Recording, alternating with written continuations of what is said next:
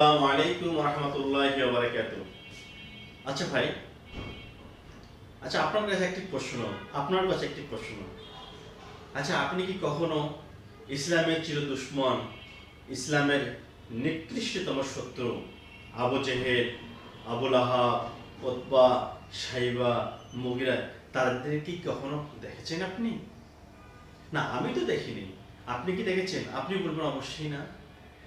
কিন্তু আপনি যদি বর্তমান প্রেক্ষাপটে কিছু রাজনৈতিক দলের নেতা নেত্রীর বক্তব্যকে অনুধাবন করেন, উপলব্ধি করেন, মনোযোগ দিয়ে, অন্তর্চক্ষু দিয়ে দেখার চেষ্টা করেন, তাদের ধর্ম বিরোধিতা, ইসলাম বিদ্বেষী মনোভাব, ইসলাম বিদ্বেষী মনোভাবের যে বহিঃপ্রকাশ বক্তব্য, বিভিন্ন সেমিনারে বক্তব্য, কথাবার্তার মধ্য দিয়ে প্রকাশিত হচ্ছে, জনগণকে বোঝানোর চেষ্টা করছেন, তাহলে কিন্তু আপনি দেখতে পাবেন তারা কিন্তু ইসলামের চিরশত্রু, ইসলামের নিকৃষ্টতম শত্রু উতবা, সাইবা, মুগীরা, আবু জেহেল, আবু লাহাবের চেয়েও তারা কত নিকৃষ্ট।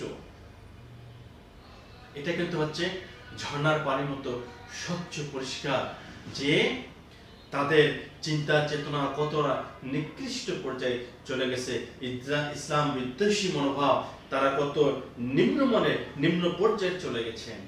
এই কথাগুলো কিন্তু আমাদেরকে খেয়াল রাখতে হবে।